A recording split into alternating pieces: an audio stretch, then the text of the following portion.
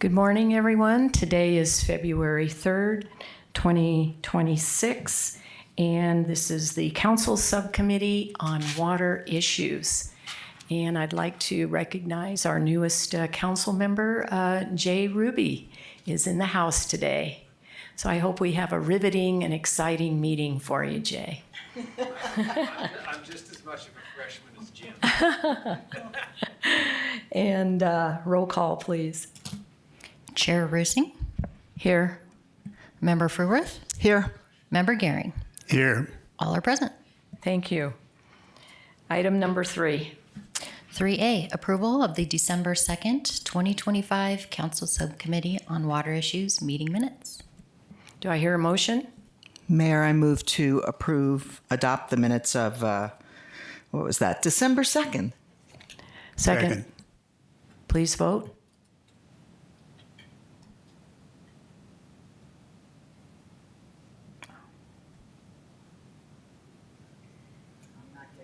I think we'll have to do a voice vote. Oh, here it is. Got it. Passes 3-0. Okay, thank you. Next item, 3B. Presentation and discussion regarding the 2022 amended water management policy, current residential and non-residential water budget overview for January 1st, 2026 through January 22nd, 2026. Good morning, Brian. Good morning. Good morning, Water Issues Subcommittee. I'm Brian Reese. I'm the Water Resources Manager here for the city under the Community Development Department. And as normal, we have an update for you on the current water budget. So, as you guys know, the budgets are set for residential and non-residential water usage biannually. So, per current water policy guideline number 1113, the budget is set from January 1st through June 30th, 2026 for the residential budget, and that was set at 25 acre feet for this period. And the budget is set for non-residential, and that was also set at 25 acre feet for this period. So today we just have an update on the all water that was approved up to this point, including water from January 1st through January 22nd of 2026. So the first table that's up on the screen shows the, this is the existing contract. I'm gonna go ahead and start off with the residential contracts. So just to be consistent how we always do this. So as you can see, it's been fairly slow on the residential side starting off this year. We have not approved any water on the residential budget, either administratively or through this body. So we are still at 25 acre feet for the period. Okay, thank you. Okay, whoops. So next we have our non-residential budget. There's been 2 projects that have been approved on the non-residential side, both very small water usages. They have added up to 0.22 acre feet, leaving a remainder of 24.7 acre feet in the non-residential budget. And then our last table up here shows existing contracts. So per our water policy, any development that holds a water contract or is within a defined groundwater subdivision, sorry about that, there it goes, is approved through administratively making sure staff makes sure that the contracts are, that the development is meeting the requirements of the water contract in place. And if it does, then it is tracked on this list and moved through administratively. So at this point, we've had one single family residence that was approved at this point. So we have 0.17 acre feet that has been allocated through existing contract at this time. Brian, I have a question. How long does it take to, once someone, like in this case, is building a single-family custom home, when they apply to when they get approved? Do you have any idea? For water? Yeah, just for water. Yeah, it's very fast. It's very fast. they just- It could, or even, It's within the first 15 days, which is what we use for our standard building review. The water resources review comes in with the building permit. Yeah. Thank you, Lois. Thank you. Will West, Operations Manager for the Community Development Department. The initial water resources review for single-family residences comes in with the building permit. So our timeline for a building review for round one is 15 days, and the water resources review is part of that review process. So the water will get approved pretty quickly, and everything else will still go through, so it's not held up by the other That is departments that it correct. has to go through. Yeah, for single-family residential, a water resource review does not hold up a project Good. unless it has to be reviewed by the water resources team, which would mean it's part of a more complicated project. Okay. All righty. Thank you. I just wanted to clarify that so that the public knows that we're moving right along with these things. Thank you. Thank you. okay, yeah, and that pretty much completes this, this agenda item. If there's any other questions. Any questions? Pretty straightforward. All righty. We'll see what next month brings. Next item. WSA 25-060, water service application submitted by Embry-Riddle Aeronautical University. Location, a portion of APN 10603-004, comprising of 240 acres. Thank you. Is the applicant a representative of the applicant here? Yes. Okay, So we have Dina from Embry-Riddle University is here to answer any Okay. questions you may have. All righty. Thank you. Yes, okay. So, so this project is located in the campus of Embry-Riddle. The project consists of 4 buildings. I'll go ahead and put up, everybody kind of knows where Embry-Riddle is, so I'll go kind of move over to the,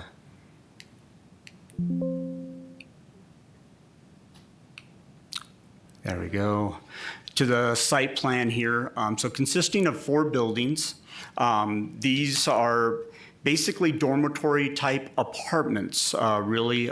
Dina probably can provide a little bit more information on their use. My understanding is they're for Air Force people, cadets, or people training for piloting. They kind of consist of what seems to be 1 to 2 bedroom apartments, 4 of them per building.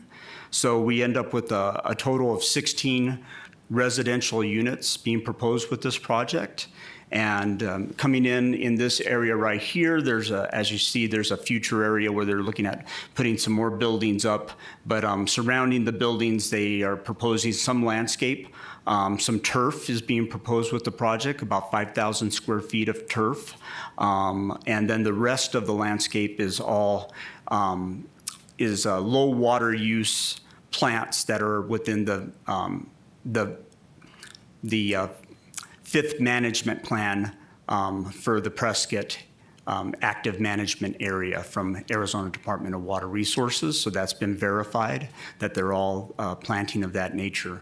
So the Water Resource Department and Permit Center here in ComDev created a demand analysis for this project, utilizing the water resource management models equivalent for apartments for indoor use.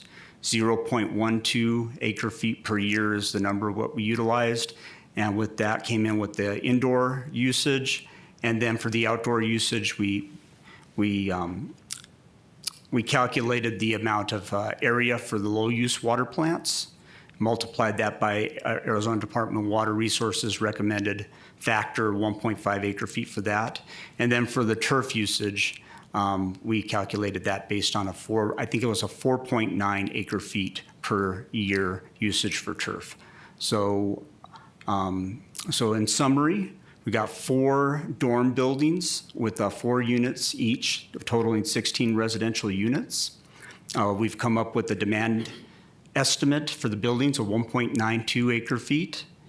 Came up with a demand estimate for landscape of 1.25 acre feet. That includes the low use plant usage and the turf usage. There was no previous usage for this to subtract from. So we end up with an estimated total demand of 3.17 acre feet. How this fits into the budget, it would fit into the residential budget. And as you saw from the last presentation, right now there's still 25 acre feet within that budget. So that's the basic information I have for you. I'm glad to answer any questions that you might have on this project. Okay, well, I'll start off. First of all, we took a tour with Chancellor Witcher out there, and it's very impressive what they're doing. They're expanding, increasing their students, and very impressive degrees that they're offering, wonderful members of our community. I have a question. You mentioned here that there's going to be approximately 5,000 square feet of turf, which is 4.77 acre feet. It's 4.77 acre feet per 4.77 acre feet of water per acre. The 5,000, thank you. The 5,000, so we take 5,000 divided by 43,560 square feet per acre. Okay. And that ratio comes into Because I thought they were putting in 5,000 square feet of turf. 5,000 square feet of turf, which is approximately Are they physically? 15% of an acre foot, so 0.15 times 4.77. So they're putting in 5,000 square feet of turf? Yes. And they're right behind the soccer field, which is also turf, So right? Because I don't understand for 16 units why they need 5,000 square feet of turf. So maybe we can hear some details as to what the plans are and then why that turf is needed. Yeah, sure. Thank you, Deanna. Thank you. I believe it's the way the engineer has designed it. It's not something necessarily that Embry-Riddle has requested, so if we felt we need to pull it back a little bit, that's fine. I think they're looking at it as a nice green space because there isn't a whole lot right there. Yeah, well, we're not in Daytona Beach. Correct. Luckily, these guys are in Flagstaff, so They're in a Flag- little that's bit even more familiar with our funnier. area. We made sure of that. Until just now, I did not realize that there was that much grass going in there. Yeah, we have our Water Smart program, and we're very big on conservation because we have a 30-year drought going on here. We need to carefully manage our water, and this looks like 5,000 square feet of ornamental grass. Just Yes. doesn't serve a purpose like the soccer field would. And so I really would like to hear from the other members of the committee what their stance is on this. Lois? Yeah, that was the first thing I noticed in the package. I was like, why turf? I do have a problem with that when we're spending money to convert our residents out of turf and giving them rewards. And in return, then we turn around and give ornamental turf to you all. So, and we've had a couple of other of your dorm units coming before us, and it was all low water use plants, nothing like this. So this for me was kind of, I'm having a problem with approving the turf. I have no problem with the rest. Could I ask you while you're up there, the two squares in the middle that says future, I'm assuming that's going to be 2 more buildings It would be potentially down the identical road? if we ever needed it. Okay. Yeah. That's all. I couldn't understand if that was where the turf was going, if it was going to be soccer the field. turf is right below it. Yes. Under the trees. Yeah, see the little kind of almost semi-triangular areas? Yes. Yeah, that's the turf. Yeah. Okay. So yeah, I kind of feel I'd rather just see some low water use plants in there and make it pretty. And if you need turf for ice cream, then please put down the faux turf. Yeah. The, Absolutely. Thank so you. we can have, how about you, Mr. Gehring? Thank you, Mayor. My concerns are the same. I'm thinking that that turf area should be xeriscaped or artificial turf. I mean, in my neighborhood, there are no lawns in my neighborhood, and the place looks fine. So I think the university ought to do some research and see if you can change that. Thank you. Absolutely. No, not an issue. Okay, thank you. Flagstaff has a little bit more water than we do, I'm sure. No, they don't. They have even less. Sure why they're thinking that way. Yeah, they have surface water too that they can draw on, plus groundwater. Do we have any comments from the public? Mr. Ruby, would you please step up to the microphone? Thank you. Thanks, Deanna. It's going to be a question for you. So, I mean, I was at the tour at Embry-Riddle, and it's kind of a state-of-the-art facility. It feels like there's a lot of great innovations there. I am wondering with this design, if there's any attention being put into stormwater catchment, because that could be a model for the community, and Embry-Riddle would have a budget to put into that.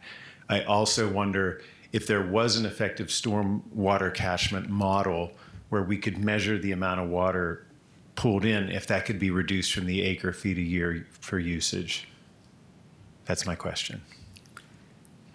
Thank you, So- Jay. I think that's a good point, and I hope Deanna has heard that and maybe can go back to the architects to see if they've got some sort of a design, because that's where we're headed now with the drought continuing. We're looking for extra sources of water, especially for landscape watering, because we use 75% of our potable water outside watering plants. Correct. So if we can come up with an alternative source, that would be wonderful. Okay, yeah, I can go back to them with that. I do know that they have, well, they've got the catch basin there. But Okay. as far as the landscape, I'm not real familiar with this. It's just something they brought to me just recently. So I would have to look at the stormwater runoff. Okay. All righty. Thank you. Lois, you have another question? Yeah, I guess this goes over to Brian and staff. I don't think we have a stormwater capture program or an accounting to be able to capture stormwater and offset it. I don't think any of that exists. Am I wrong, or do you have it and I just don't know about it? No, you're correct in the basis of that. We do have a stormwater program. We have stormwater requirements. Those requirements are, right now, they're based on more of a volumetric. If you are increasing stormwater, you have to you account for that increase and mitigate it so that you don't create flooding conditions down the road for your neighbors. That's a little different than what you're talking about at this point in time with utilizing the stormwater in a more effective way to offset potable water usage. So that would be up to the applicant. Correct. To create and design a system that does that. And we would encourage that, but we do not have, at this point, any requirement for that type of system. Thank you. Good question, Lois. And maybe we need to look at our water management policy and see if we can incorporate some language into it requiring a stormwater system, catchment basins, or just preventing runoff into the streets and capturing it for landscaping use. So that may be a future agenda item, probably in the near future, so that the architects can understand when they design a project that we can actually decrease how much water we use outside by capturing what comes off our roofs. Yeah, it's definitely something that we have kind of in the checklist with the long-term water management planning. Stormwater is an alternative that could help out with usage. Lois? Question, Brian, or anyone who can do back of the envelope math quickly. If we're approving the 4 buildings at 1.92 acre feet per year, and we're going to approve the low water plants, 1.25. Well, I'm trying to figure out what the acreage is. So what's the number we're looking to grant today? It's on the last page. So But that included turf and stuff. No, it was just estimated demand for landscape, 1.25. Isn't that just kind of our usual? nope, that's a composite of the turf and the turf, low use okay. water Thank you. usage. If you would like to make a motion recommendation to approve Without but the turf? without the turf, I could come up with the new number when we go to the voting meeting. It will be less. Good. I hope so. Okay. All right. All right, Mr. Gehring, do you have any more comments? No, I'm fine with the way we're going. Okay, I'd like to make a motion to approve water service application 25-060 without the water for turf and just for the 16 units, which is 1.92 acre feet plus whatever it is for the plants. We'll leave that open. Second. Please vote.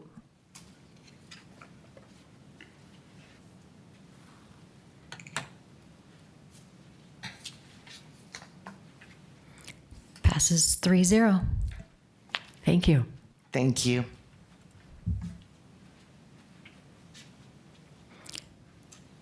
Next item, presentation and discussion regarding an update on the PFAS treatment study. Good morning, Steve Wolfers, Utilities Manager for the City of Prescott. You saw this same presentation in December, but we wanted to bring it back to you just to go over some questions that you had and make sure that we're continuing on, so you know we're continuing on our progress.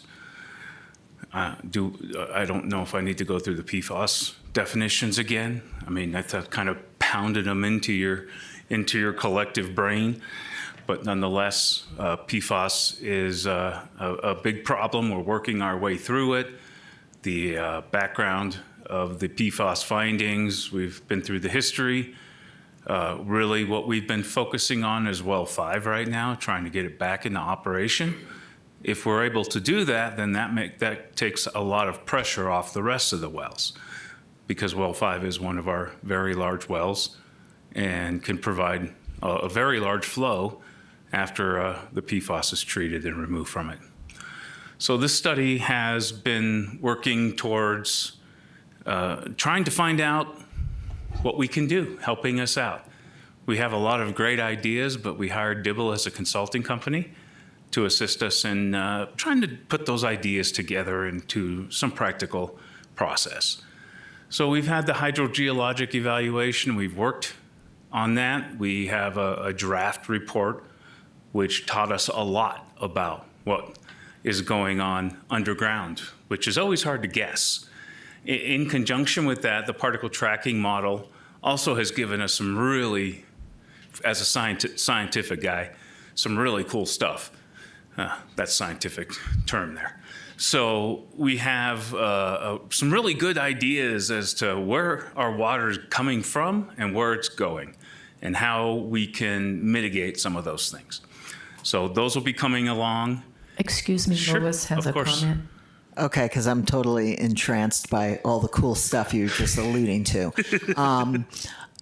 So one of the things I've always wondered is why Airport 5 has such a concentration, and what were the underflows, or where's the potential sources in the way the water moves that Airport Well 5 is so. So do you have, in this cool stuff you're going to share with us someday, are you going to help us understand? Because my big fear is making sure that doesn't happen in flows into the Chino well field as well down the road. Yes, as part of this study, the consultants will be coming to present to you all of their findings. We're really excited about the direction we're getting and where we are on this study. I think we're within the next 6 months, we'll probably be in front of you. We'll have to see how everything works out, but yes. Wonderful. I'll try to be here to hear it. I sure hope so. We're looking forward to it. So these two hydrogeologic evaluation and the particle tracking model have been completed to a draft level. We're not ready for presentation, not prime time, but we're ready to, we're finding some really interesting stuff. So on to the next part. We'll be moving into the hydraulic analysis for the airport distribution system next. This is kind of out of order, but that's where we're going next. What we're doing now is looking at treatment alternatives. And so what are the different things that we can do to remove the PFAS, and what technologies are really out there? And then again, there's all kinds of neat technologies out there, but what can we afford? And what can we operate? There's all kinds of RO and microfiltration and all those things, but all those have their pros and cons. And so we're kind of going through that process right now. So this is a document that we just received to review. And so we're going through that currently, returning it to the vendor with comments. And that will be coming, that will be pretty much done. And then we'll be going to the hydraulic analysis. This is important because when you add a treatment system to your distribution system, it changes all the dynamics, all the hydraulics, because there's something called head loss. Head loss is what happens when you put a pressurized system through a treatment system. The pressure changes as it goes across that system. It happens everywhere in our system. Valves, PRVs, anything changes the pressure of the system. So it takes a lot of that advanced math stuff that I didn't quite get to figure out where we're going to have those head losses. And so that's what this evaluation is. What's going to happen to our airport system when we put this treatment system in there? How is it going to react? Can we still operate it under the normal conditions that we do now? So we're kind of working our way through there. This is also the discussion of what kind of upgrades do we need to do at the airport? We have some great ideas. We have some concepts, but how does it fit when you start adding all these different things in it? So that's kind of where we're going with this next part. And then still outstanding will be the final roadmap. This is the final report where we take everything together, combine it into a nice presentable report. And then when that's all completed, then we'll be ready to come and talk to you about it and show you all the graphs and pictures and all the stuff that they showed us. So we'll be hoping to get that to a point here. We do have a calendar in here just to show you where we are and what's next. Yeah, before we move on to the calendar, Sure. Steve, I have a few questions on the treatment alternatives. I'd like to get some of your thoughts. We have the granulated or granular activated carbon, and then the ion exchange. And those were pretty much, I guess out of all the other options, we kind of narrowed it down to those two. Like we ruled out RO because of all the extra expense. We did an intense evaluation, yes. We looked at RO, we looked at what's called nanofiltration, which is a cousin of RO. We looked at fluorosorb. We had all of those different conditions and treatment systems. We've really kind of settled on ion exchange at this point. And that's, we'll talk about this in just a bit, but we have a second phase of this where we've taken the GAC out. And the reason being is one of the things that we had mystery about is what happens after we use the media, where does it go? One of the innovations in the ion exchange community is that they now not only bring it, but they take it away. And so they dispose of it as part of their cost. No. Whereas in GAC, we're on our own. Yeah, and another thing I came across wasn't realize is that there's a PFAS and PFOAs. There's long chain and short chain, and the long and short chains are mitigated with the IX, but not with the activated charcoal method. And that is correct. There's a number of different concerns with the granular activated carbon because it's essentially rock. That's what it is. I mean, it's coal. and coal comes along with its own contaminants. And we researched and evaluated what contaminants might come off of the GAC. And we obviously don't want that in our water. So the ion exchange beads, yes, those are manufactured to catch all of those different things. Whereas GAC is a generalist, ion exchange is a specialist in removal of PFAS. They will be engineered to do that exact job. Yeah, I think in the long term, I think that would I'd probably lean towards that method. Mr. Gehring, do you have any comments? Thank you, Mayor. Yes, I do.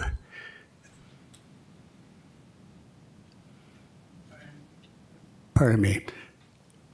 I'm interested in the ion exchange process. As background, my firm and I designed a nitrate removal plant for Grover Beach that used ion exchange. It worked very well, but we had to regenerate the resin with salt water. And then the disposed water was set out an outfall. We don't seem to have that option here. And I guess the question is, are you considering how you're going to regenerate the resin so they can be used again? This manufactured resin does not need regeneration. Once it reaches its capability of removal, it will be removed and disposed of. The studies that we're looking at are showing over 500 days of 24/7 runtime before you have to remove it. So we're talking a year, almost a year and a half, if we run it 24/7. Our process does not need to be that way. We obviously don't need all of that water all of the time. And so we will be able to control what we treat and therefore extend the life of the ion exchange media. So another reason why ion exchange has really risen to the top is its ability to last a much longer time than GAC. Because GAC takes out everything, anything it encounters, whereas ion exchange only takes out PFAS. Okay, thank you for that. I'd like to follow up, though, on a different way of looking at things. Quite a few years ago, I was assigned the task to design well 23 for the city of Pismo Beach. And when we drilled the test well, which is only a 2-inch well, pumped it, we had high iron and high manganese and high nitrates.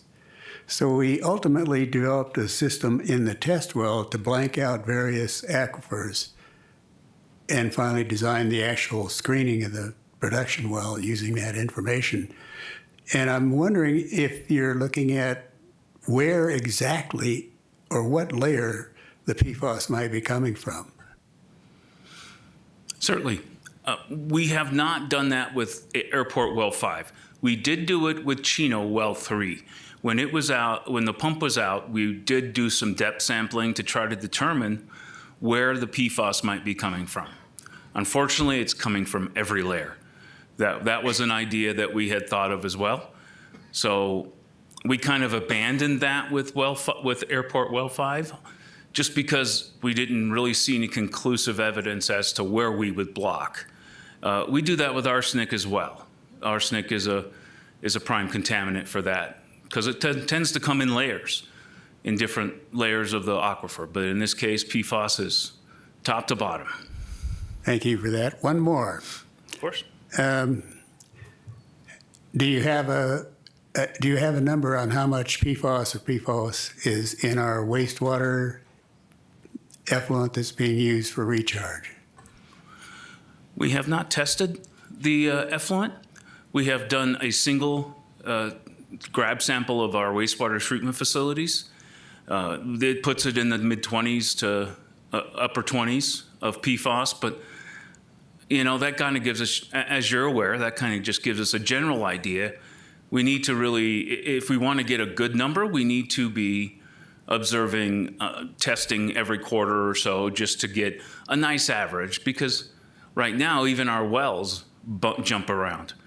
If you've seen some of our PFAS samples results, they'll range 1 or 2 parts per trillion every quarter.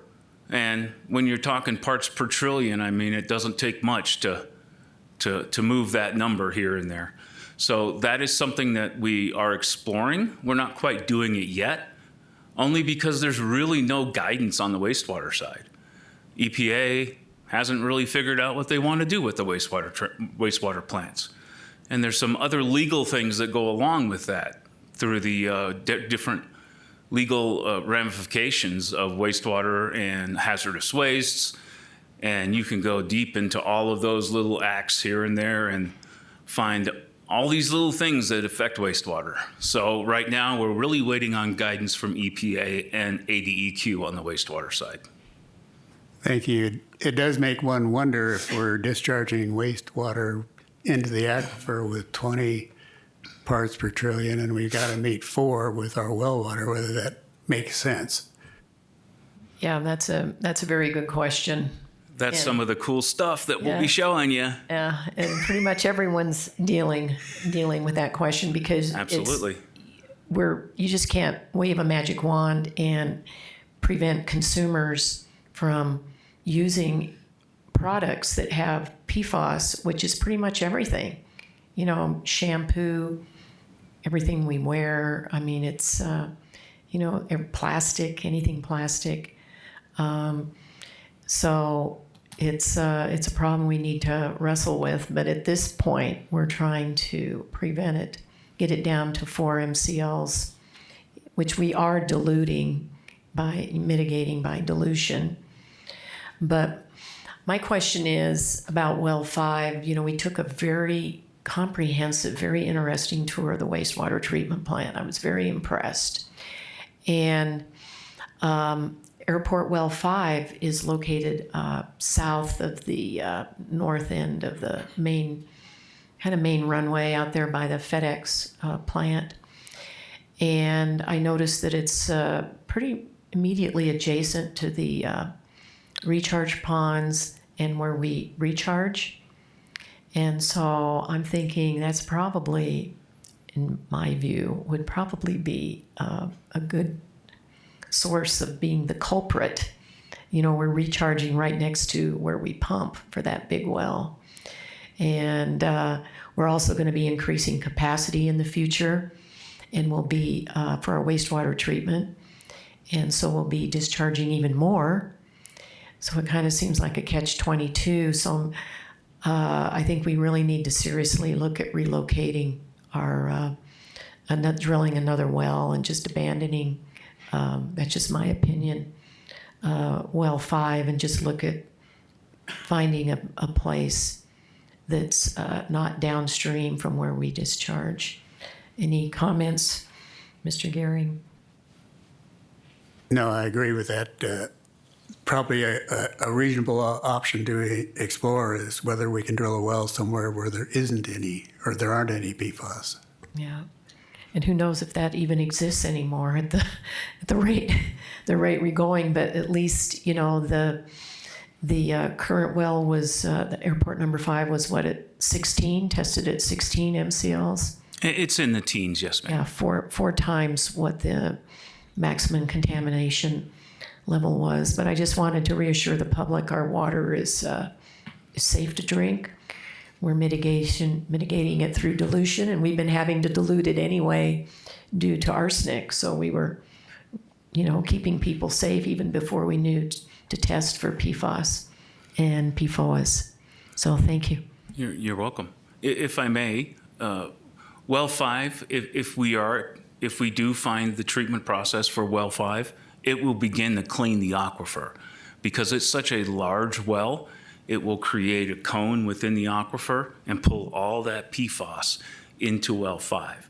And with a treatment system there, we'll be essentially cleaning the aquifer. And so, yes, what is the question? When we first started looking at PFAS and how to attack it, we chose to treat the drinking water system as opposed to the wastewater system. That doesn't take us out of the realm of treating the wastewater too. So since EPA focused on drinking water, we focused on drinking water.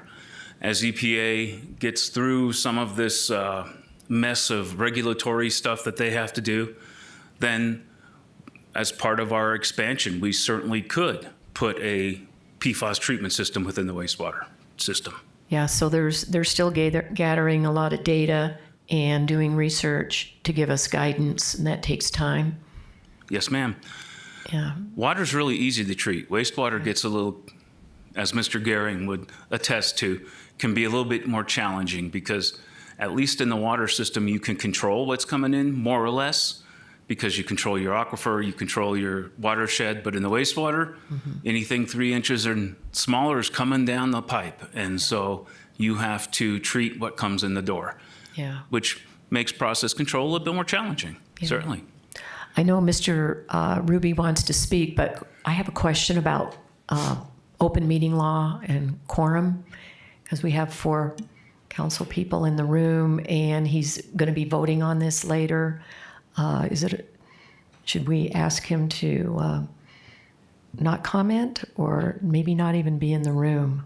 Madam Mayor, I would just say, as far as questions, if we can hold the questions until the council meets as a whole, I think that would be a good idea.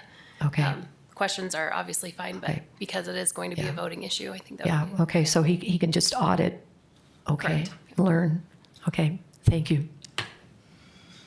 Okay, so as we've spoken before, we're kind of halfway through this study.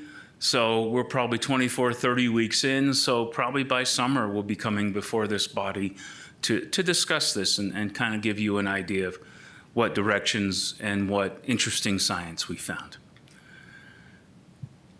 ADEQ also, as you've heard from Ms. Conrad, from ADEQ, came to us and said, hey, I got some money. You want to spend it for me? And we said, absolutely. So we have been working with Dibble to provide a second phase of this study.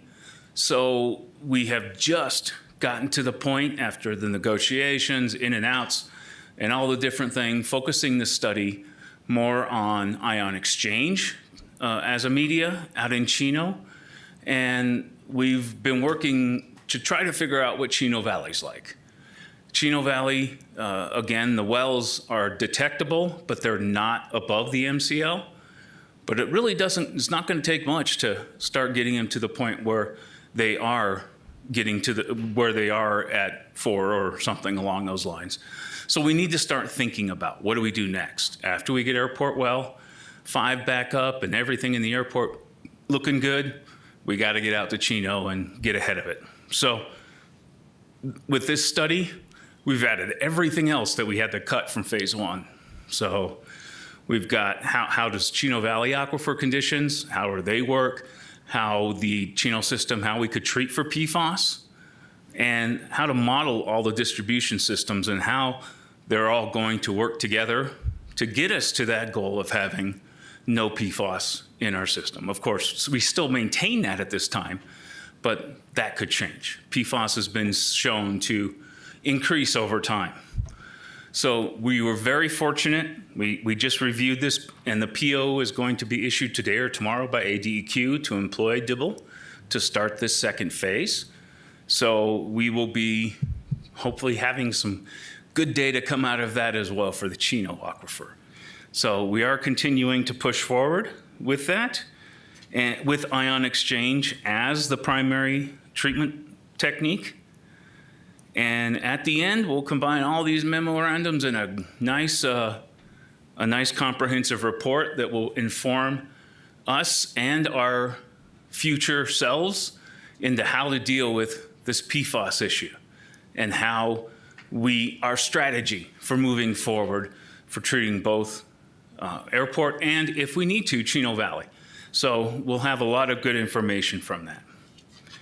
We talked a little bit about treatment technologies, and these were the 2 that we were really focusing on, the granular activated carbon and the ion exchange. The reason we went to we really focused in on ion exchange is because the capital cost is much less to get started. Plus, when you use ion exchange, you can add media. So say your concentration of PFAS increases and you have to treat more water, you can actually increase the level of ion exchange. Whereas granular activated carbon, it is what it is. The vessels are built for the size of the carbon. Whereas ion exchange, you can add or subtract. Plus the ion exchange process, if something new fancy comes out, like fluorosorb starts to show really neat outcomes, you can transfer it over. You can convert the process over to a new technology. Whereas granular activated carbon doesn't have quite that flexibility. Now, the ion exchange beads are much more expensive, probably 2 or 3 times more expensive than granular activated carbon, but they also last 2 to 3 times longer than granular activated carbon. So it's kind of one of those toss-ups. And again, to repeat, granular activated carbon catches everything in the water. Ion exchange is just going to catch your PFAS. So it really comes down to how you want your water to look. So we have a number of different pros, obviously cons. You have this in your packet, and this was our decision-making matrix as to how we went about choosing to focus on ion exchange treatment. Any questions on that? Mr. Gehring? Oh, just a comment for Steve. The Grover City nitrate removal plant went into service in 1987. At that time, nitrate levels in groundwater were 160 milligrams per liter. We sewered the rest of the 2 cities and stopped a discharge into the groundwater system from a water treatment plant. And today the nitrate level is 25, and the nitrate removal plant is no longer necessary. Nice. That would certainly be the goal, is to remove all the PFAS from the aquifer and from the entire water and wastewater system so those things become obsolete eventually. So moving on to where we're at now, we are, let me find I know there's a little button in here that lets me point. There we go. We are right about there in our timeline. You can see that we're well more than halfway, at least on phase 1. So you can see down in here, I can't read it from here, but I believe it's March, April, we'll be prepared with a final report. And then once we make those corrections and make sure it is presentable, then we will be bringing it to you. So that's our plan. We'll work with Brian and his team to make sure that we get on the schedule and be bringing it to you sometime late spring, early summer. So that's kind of where we are. There's a little bit more discussion about how to deal with the different wells out at the airport, which I think we've gone over. But if there are any other questions of me, I'd be very happy to answer them. Well, I would just like to summarize. This PFAS, PFOA's attention was pretty much brought to the country's attention. And, we all started testing. And I just wanted to say the public should have full confidence in the city and our wastewater plan here, because initially when we saw that we had airport well 5 was elevated, we shut it down immediately, and then the other wells we started blending, and through dilution we mitigated the problem and brought the levels down to under the 4 MCLs. And then we moved into collecting data and, based on facts, coming up with a solution. So I think we're on a good track. Lois, do you have any questions? Okay, Mr. Gehring? Okay, thank you, Steve. Thank you for your time.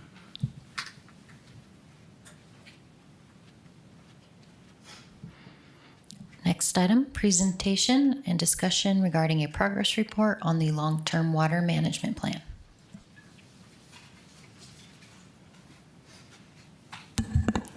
Good morning, Mayor and Subcommittee. I'm Leslie Grazer, Water Resource Project Manager. Good morning, Leslie. Good morning. Good to see you. Thank you. It's good to see everyone too. We're pretty excited about this project. We'll try to move you through this in the next 15 minutes because I know we're running close on time. What I'll be presenting today, as I said, we have a lot of good things happening, but we'll focus in on just some quick project updates and really looking at the water resource management model a little bit more with you because work has been done.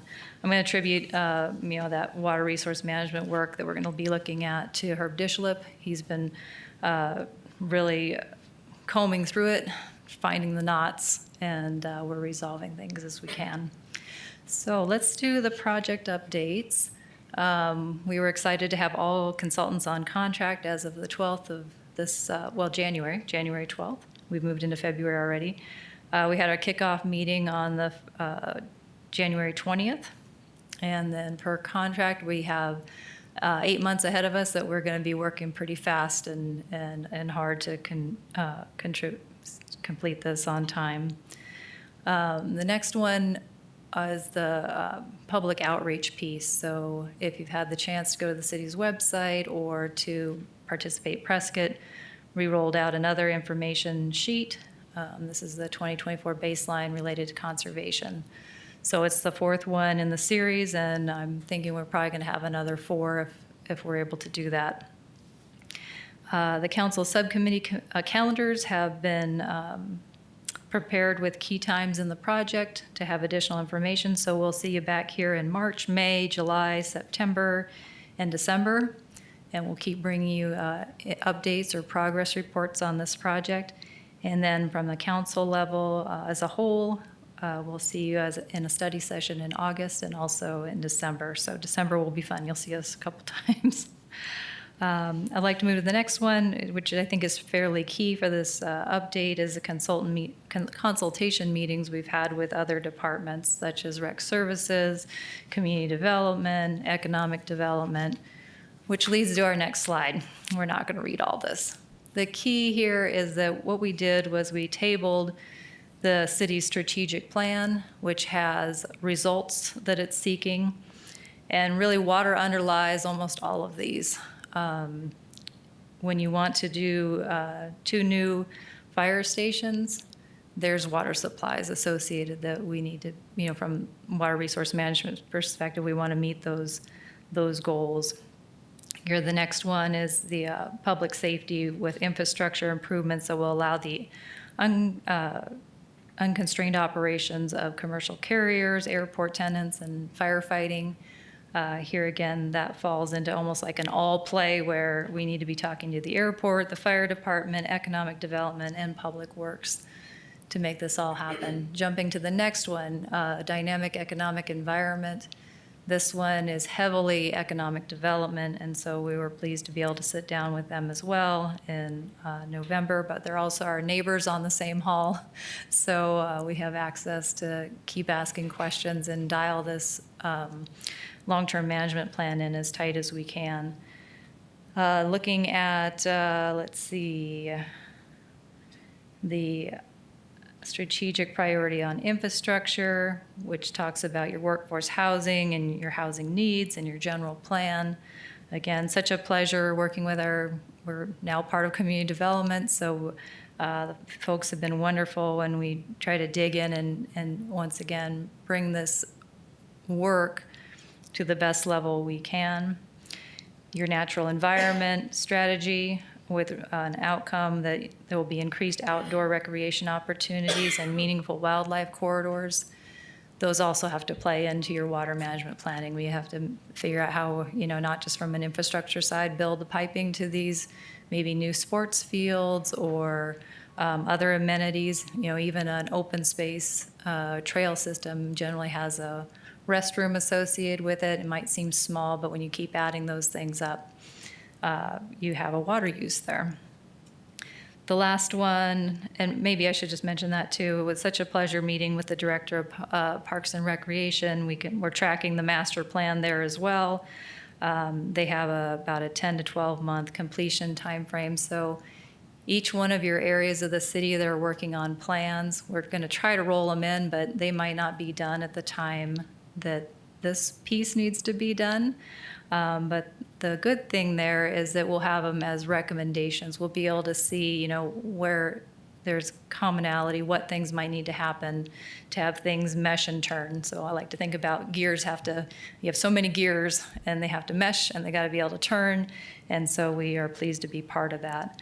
The last one is, we're looking into this a little bit more, is your natural environment, but it's regional cooperation for dealing with and recovering from natural disasters.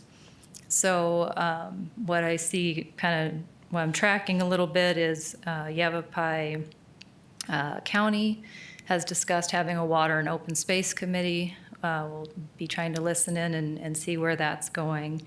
And then quite a while back, the town of Chino Valley really wanted to have a gathering of the region and work on water topics. So we're not solely looking at, disasters, but part of that effort with your public works, with a lot of different safety support services as part of the city, you do want to be able to know how you're going to recover. So we'll do our best on that one. Let me break in here for a minute. Yes, ma'am.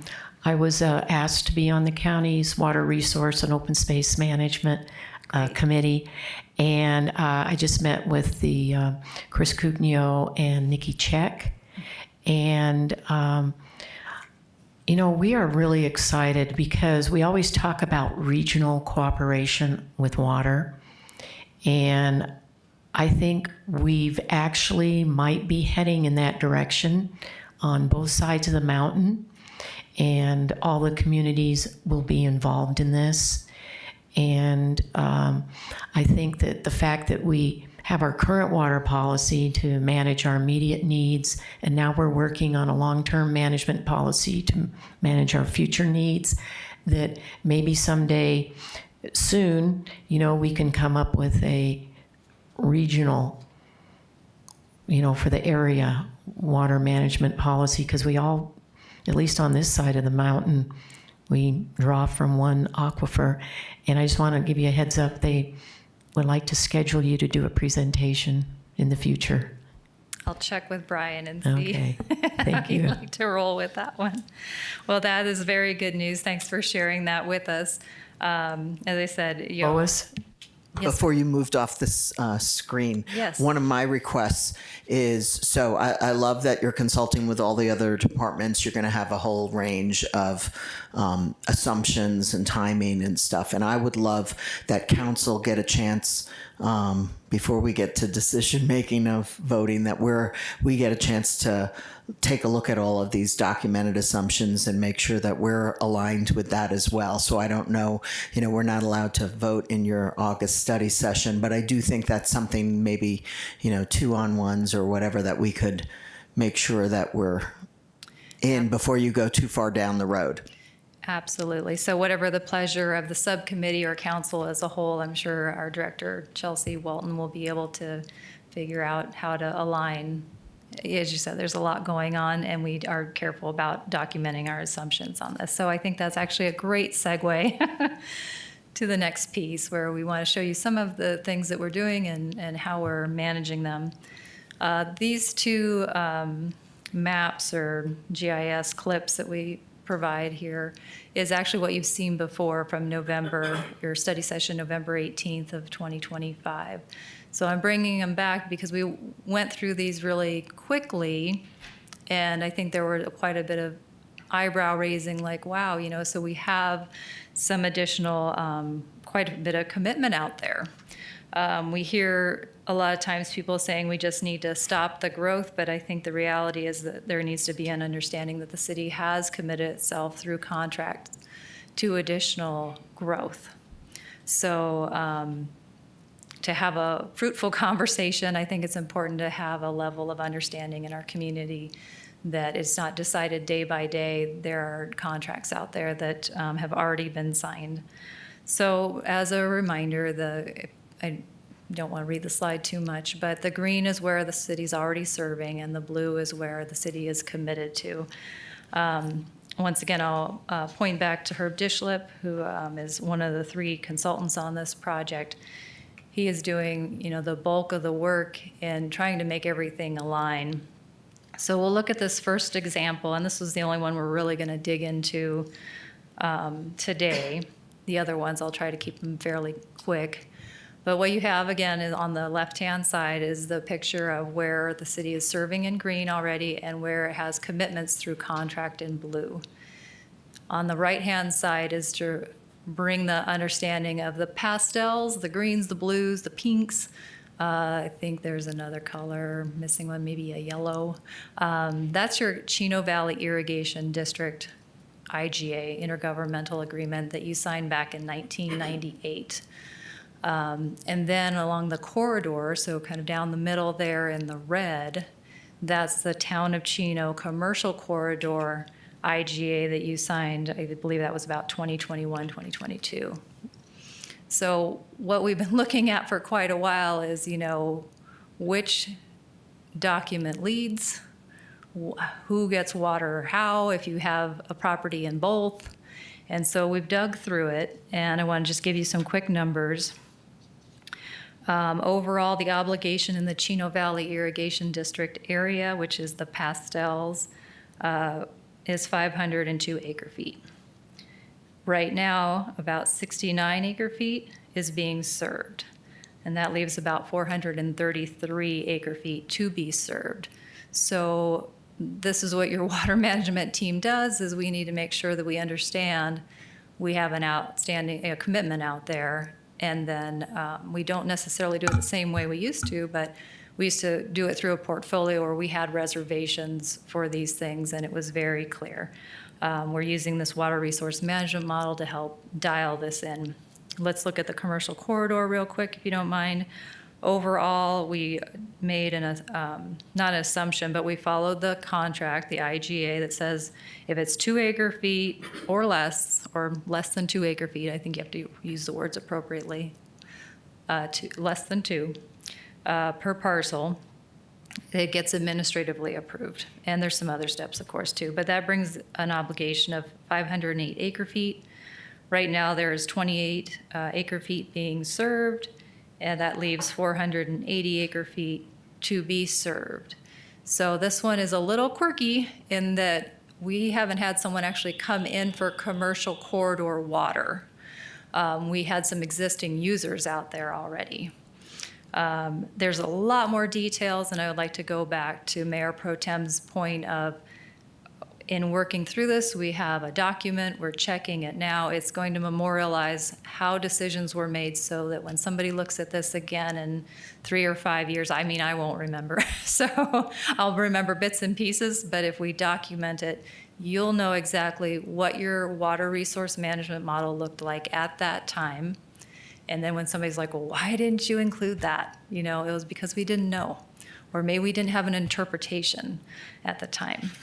Okay, so now we got to move a little quicker. I don't know if there were any questions on CVID and the commercial corridor, but I'll try to move you along here. Okay, so Herb has also looked at our state lands. So let's see, I'll use the pointer, maybe. So the red blocks, I just tried to make those clear in this older map that we're going back to that's familiar. And then you can see kind of in this yellowy area, that's state lands. It's kind of a hidden, the transparency is not very good on it. You can see a fair amount of yellow in this area too. So those are the state lands. What we're looking at is we want to get those right as well. Some of those lands are identified for open space. And so we wouldn't want to have any residential points sitting on there, but you'll still have a demand with almost any land that you have in city limits.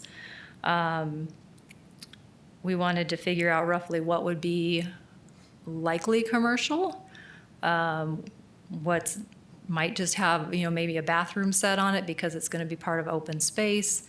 So once again, we'll be writing these things up and explaining how we decided to load the model a certain way based on our understanding. So here again, the city's planning department and community development has been wonderful and walked through with us each piece of land. What we have learned, and this is going to be a decision point as well, is that you have items that are definitely in contract, But then you also have things that are contemplated. And so with state land, there wasn't a contract that said you get X amount of water. So this is the point again, is that we're trying to be very careful in walking through these pieces of land, understanding what different departments are thinking, what the elected body is thinking, and making sure we do the best we can. We won't be perfect, but we'll make every effort to know why a decision was made, and if something has to be changed a little later, we can do that. Okay, the next three. Hello, Yes, ma'am. Leslie, let me ask you something. As far as state lands, I was under the impression that we have to supply them water, whether we want to or not. Maybe it's a conversation. I don't want to limit this today, but I know there's only so much time. If you would allow us to go back and talk about that a little bit more. The city's stance has somewhat changed over time. At one time, we had a reservation that we made within the portfolio for state lands. Now there's a little bit different look to it, I think. So if you wouldn't mind us coming back with more information on that question. Okay. It's part of our work. We'll have this document. We don't have a full, for CVID where it's, I will use, I think the term, we have it nailed. We have it nailed down. We're pretty good about state land. We're building the documentation right now.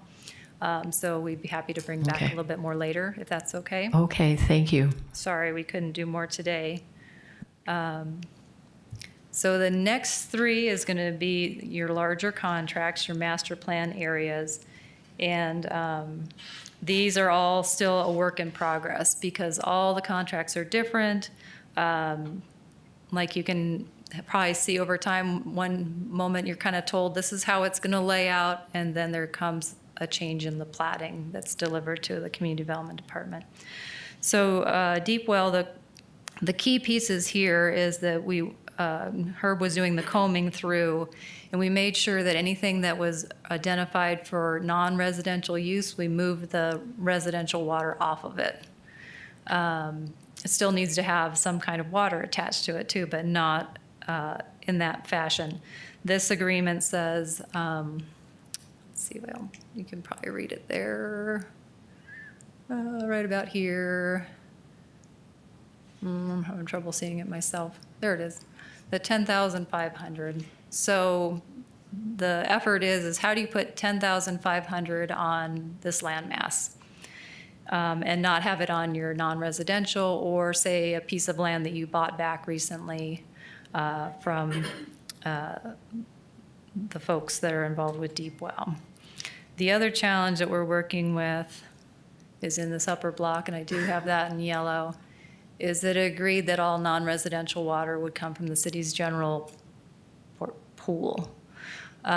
So we're trying to have a rough idea, what does that mean? It doesn't have a fixed number for us to use. Is it 200 acre feet? Is it 500 acre feet? You know, so once again, your documentation will have to include what assumptions we made that we thought would roughly work for that area. Let's see if there's anything else I wanted to point out. This area also has two more items. So you have a development agreement and a pre-procedural annexation agreement. So we have to kind of work with both those documents to understand them. And then back from 2023, I'm going to try to, it's hard, here's the little arrow. There's a piece of land up here, it's about 603 acres. If that becomes additional lands, then of course the density might change. Right now, to get the 10,500 on the land as it's outlined at this point, that's about 4 to 5 dwellings per acre. So lots of things that we're looking at, and the last piece, and this is going to follow through with all of them, is the additional property. So, but what we can see, it appears, is that the city's not necessarily committed to the additional properties, but you are definitely contemplating them. So I think this is where, in the base model, we don't want to show points that you're committed, but we're going to have to come up and use a different color that you're definitely contemplating it, and it's within your documents that you might consider more water going to certain areas. Leslie, let me interrupt you. Sure. I thought Stringfield Ranch was included in this too because we supply water to them, and they have an additional and adjacent clause in their, I believe it was in their water agreement, their water improvement district. Yeah, Paperwork. I just jumped to them. They also have that Yeah. additional property clause, and then backing up, AED also has Yeah. the same additional property, and they Yeah. don't read exactly the same. So we're trying to be as careful as we can. Yeah, I'd just like to make a comment that, you know, we had 3 annexations, Depot Ranch, AED, and Stringfield, which was turned down, but it still got city water and sewer. And all 3 of those development agreements have the adjacent and adjoining clauses. And it's with those clauses, it's going to make it, I think, pretty difficult to try to manage our water when you have those kind of clauses in. I think we're probably better off in the future not putting those clauses in our development agreements. I'll leave it to the attorneys. Yeah, we're discussing What that. clauses are in and out. Yeah, and it just opens us up to lawsuits because, you know, the developers' attorneys might interpret it something different than the city of Prescott. Yeah. Yeah. Good points to be made, and this is why we're being very careful, and we're still in progress with these 3 biggies that we were looking at. So Deep Well, AED North and South, and then Stringfield, as you brought up. Okay, thank you. I'm going to see if there's anything in particular here. You know, AED has a fairly fixed volume of water, but additional property. I don't know if there was anything else that we wanted to bring up at this time. Stringfield Ranch, same idea, additional property. And I think what may help the most, let's see, sorry to jump you around, but you can see, you know, in the AED area, there's state land here, there's state land over here, and you have state land that you're trying to work on in here. So if there's additional lands, you know, it might look of that nature or form. And so where do you want to be contemplating additional water that you want us to be modeling for you in the future? All right, I think we need to get to the last slide. And what I wanted to bring just as a summary here, the key points or takeaways. And the consultants are all in contract as of January. We are going to be fast moving in the next 8 months to get it all done. What you saw today with the water resource management model, that has to settle into place so that then we can build scenarios and launch them to the 2 other consultants. So they have enough time to do their work, to look at the infrastructure side, to look at things that we're hoping they'll help us with. That's infrastructure side. On the modeling side, it's vital that we run these numbers against the aquifer. So we have to make sure our numbers are good on both demand and supply and see how that modeling shakes out, which then I'll point back to your PFAS presentation, the great one you just had. The work that's going on in there, we're also wanting to bring that in because that's going to be important. How do you want to do recharge in the future? How do you want to allocate some of your effluent supplies? So your demands are not on just your potable side, you have a non-potable system too. And so these are important. So having a good baseline in the worm of city obligations will be imperative.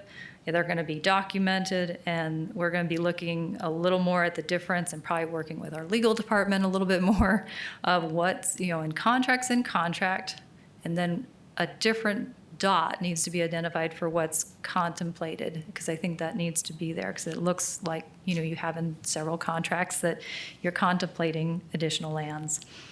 The contracts discussed today have significant residential volumes. They have non-residential components and the additional lands again. So I'm sounding like a broken record at this point, but I think the additional lands are pretty important for us to figure out for this study.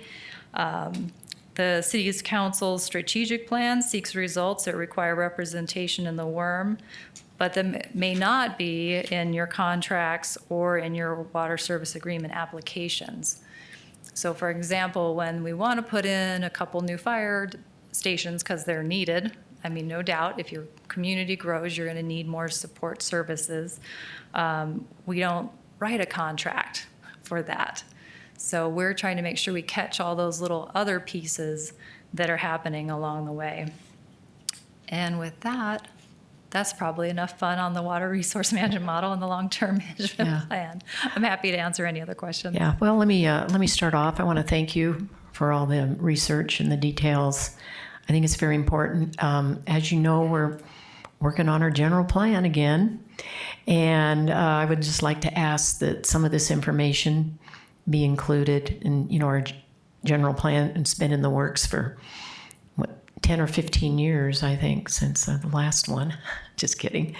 If we could get some information about our long-term water management plan into the general plan, the WORM, and get a decent map that isn't just a big yellow blob, because the 2025 general plan included the future land use and water use map that actually expanded it to the west up the Williamson Valley corridor another 12 square miles.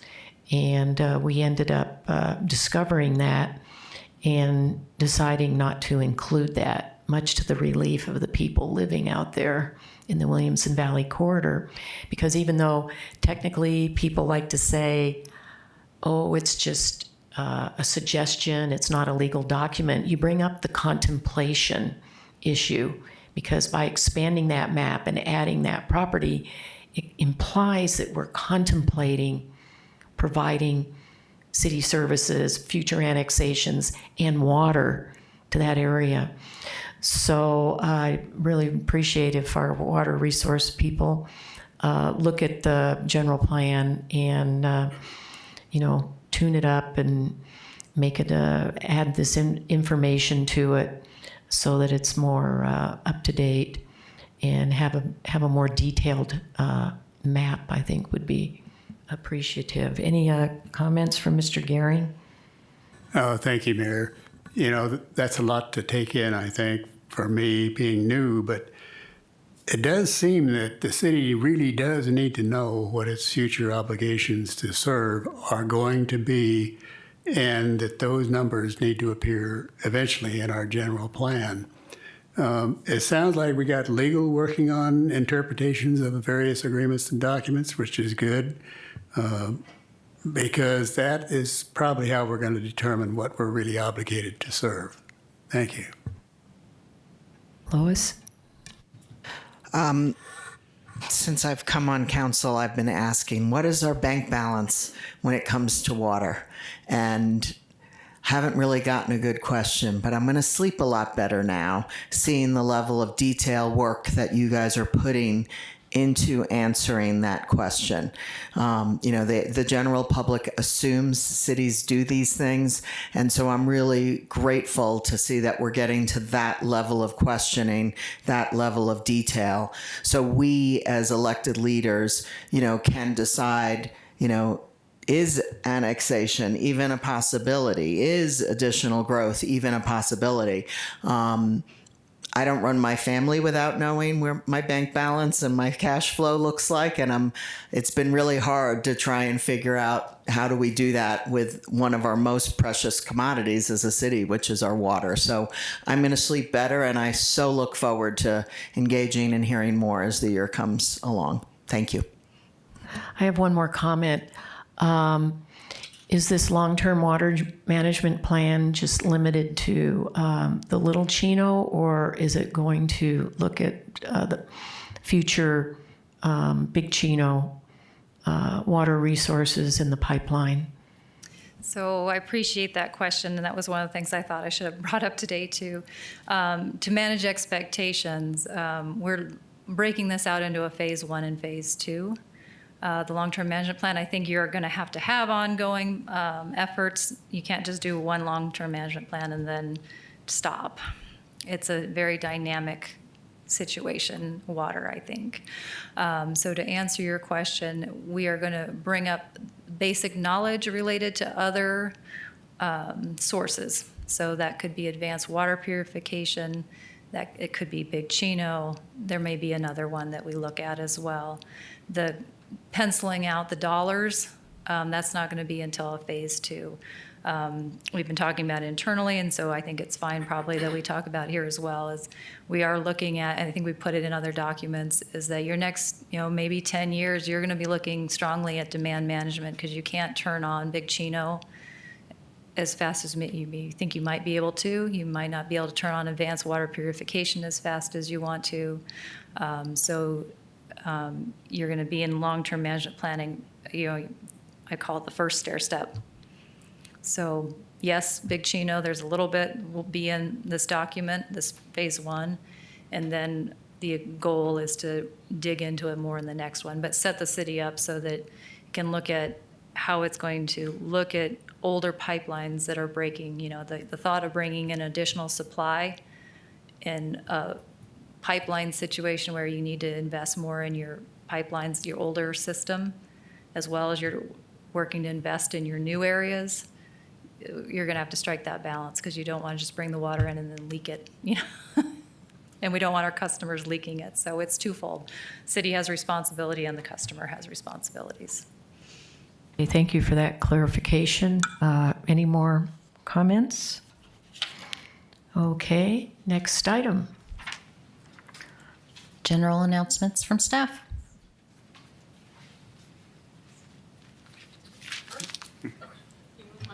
Yeah, I did.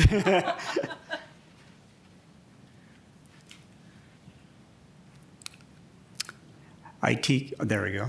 All right. Good morning. My name is Tracy Beasley. I am one of the water resource project managers with the city here.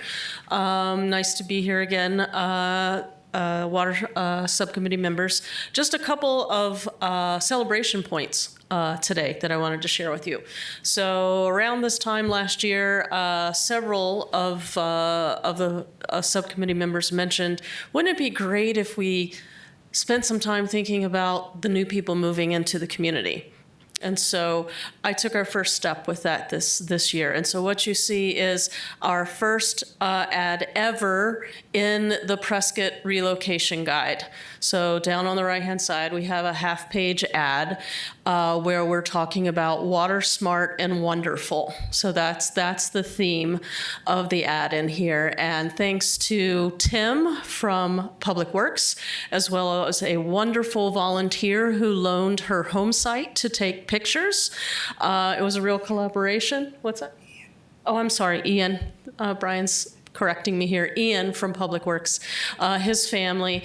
We got the photo there and put together the ad. So I wanted to make sure you knew that this is something that we did prioritize this year. That's exciting. It's important that we reach out to the newcomers and let them know that they're in the Central Highlands and not in Belize. Yes. So these magazines are free all over the community. Most of the grocery stores are a great place to pick them up if you want to have a physical copy, but it is also online at the website there. The second highlight I wanted to offer to you, there's no slide because it just happened yesterday, but we had our second Eye on Water event. And Mayor Pro Tem, thank you for doing the public PSA announcement for that. We had over 40 people show up. So it was wonderful to have that much interest. And many of them saw the utility billing ad when I asked how they heard about it. So that gives us some backup for our decision to invest in that type of publicity with the community. So we're well on our way to kicking that program off with the water conservation support. And I may add that those 40 people are going to be talking to their neighbors and friends and families, and so they'll be spreading the word too. Yes, thank you.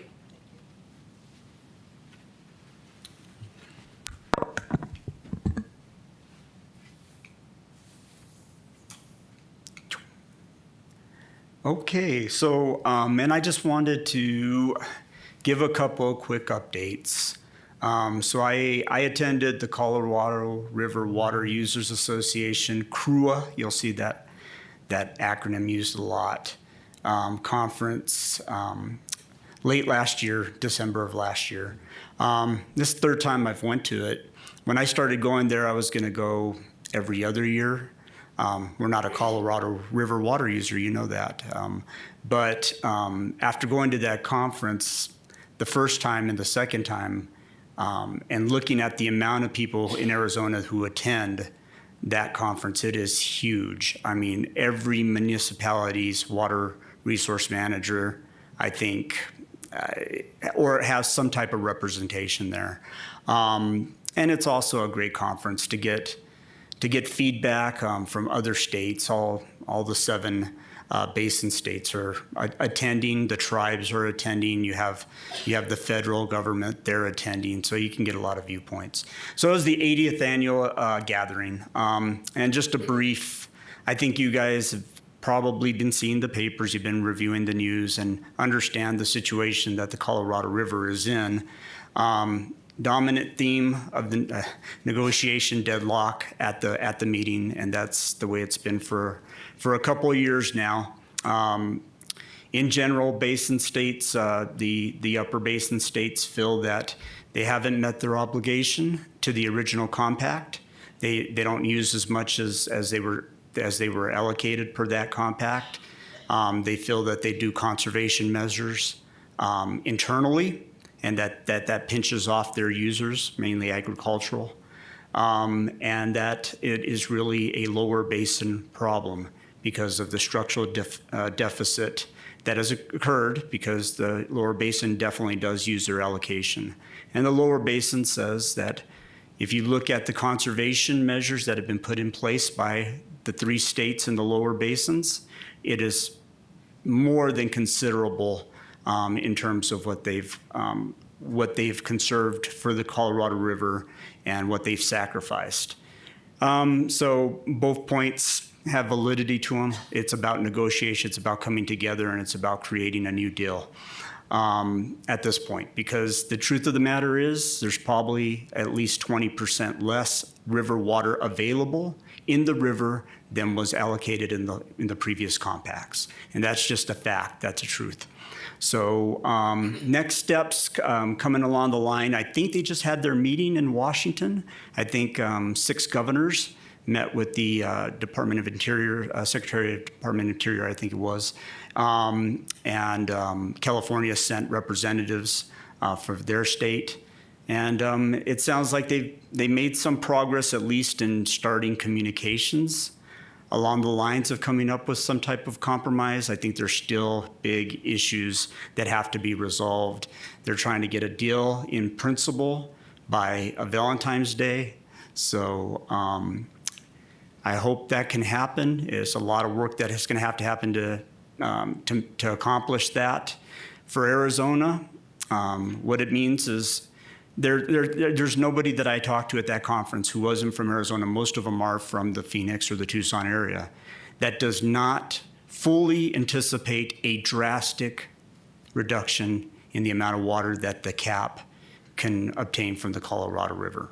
What that percentage is, whether it's 30%, 40%, 50%, or even 60% from what I've heard, is we'll wait and see what it actually comes out to. It's going to be a drastic reduction that they're going to have to do, and that affects the entire state of Arizona, and that's why I monitor it so closely. I agree, because they're going to depend more on their groundwater and on their surface water, which includes SRP and the Verde River. Yep, agreed. So, anyway, if you have any questions, you can always send me an email or contact me, and I'll try to keep you as up to date on what's happening there as possible. Okay, any more comments? Well, in the meantime, before we adjourn, I want everyone to, excuse me. One more item.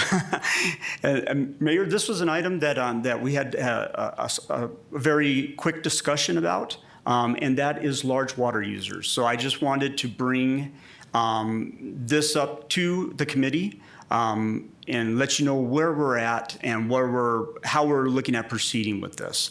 So large water users have been brought up by several council members to me. We all know that the data centers and various technological uses that are coming to Arizona tend to have a lot of power usage and have a lot of water usage.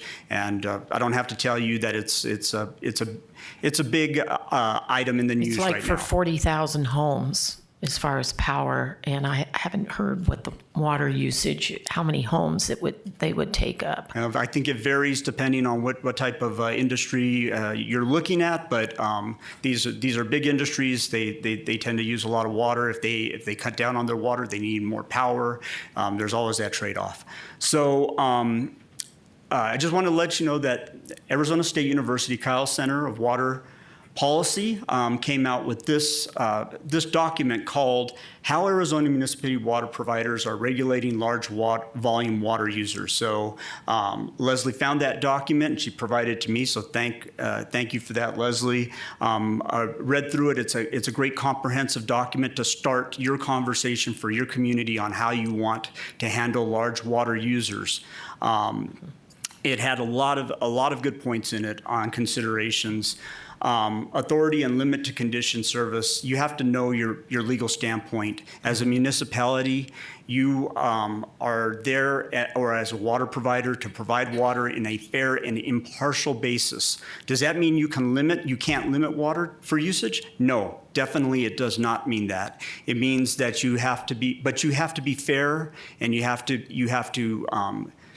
be consistent with your policies on how you're delivering your water. It's a big, it's a big item to make sure that you understand before you start putting code and things into policy on large water users.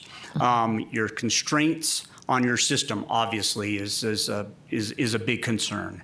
If you have a designation of assured water supply, you have to see and think about how that's going to affect the designation that you have in place. We have a designation of assured water supply, so we need to be thinking about how large water use and our policies around that impact our designation. Defining large water users, there's all those municipalities there, Chandler, Avondale, Gilbert, there they all have large water user ordinances in their code.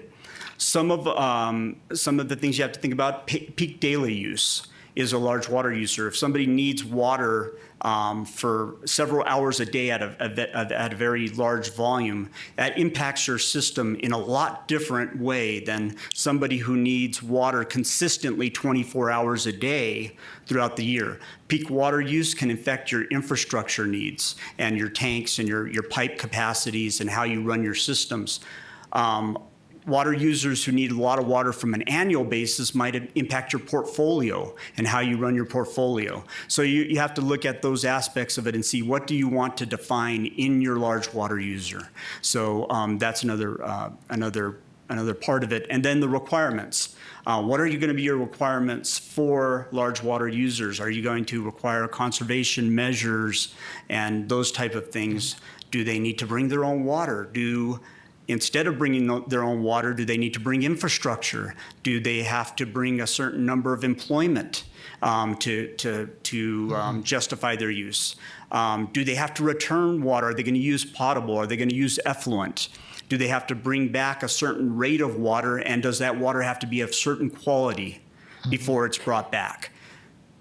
So there's a lot of things that went through in the Kyle Center's report that we're kind of looking at. We're going to try to incorporate all of this into our long-term water management plan process and bring back some recommendations to the Water Issues Subcommittee. But there's a lot of things to consider if you want to do it right, and that's kind of where we're at the starting ground of looking at those considerations and starting to prepare. Well, thank you. I think this is very exciting. This is a conversation that we need to start having. And I'd also like to see something about high water or large water users in our current water policy and some of the variables that we need to consider when we get a application from a large or high water user is, do they have good quality, high paying jobs? Do they contribute to the transaction privilege tax? Because we currently have a facility that doesn't. And we just need to look at the, pluses and the minuses, economic development, and make sure, because we need to, like you said, be fair, but we need to look at what are they bringing to the table. And so I think this is exciting. Thank you very much for starting this conversation. And, it's something that we need to include in our codes and policies. And just one last thing, I just want to prepare you all. Next month, we're going to have the possibility of upwards of 3 water service applications coming in. The Plaza Hotel is coming in. We have a workforce housing project that we're looking at coming in. And we have a large commercial application in the Deep Well area that will be coming in. So big meeting coming up in March. Okay, we won't miss it. Okay, Lois? Brian, would it be possible for this last update? There was a couple of slides that we didn't get. Could we get those sent to us afterwards for our package? Oh, sure. Oh, yeah. These were the general announcements, Yeah. and we usually don't include, but I can definitely send them over. Thank you. Yeah. Okay, any more comments? Okay, this meeting is adjourned.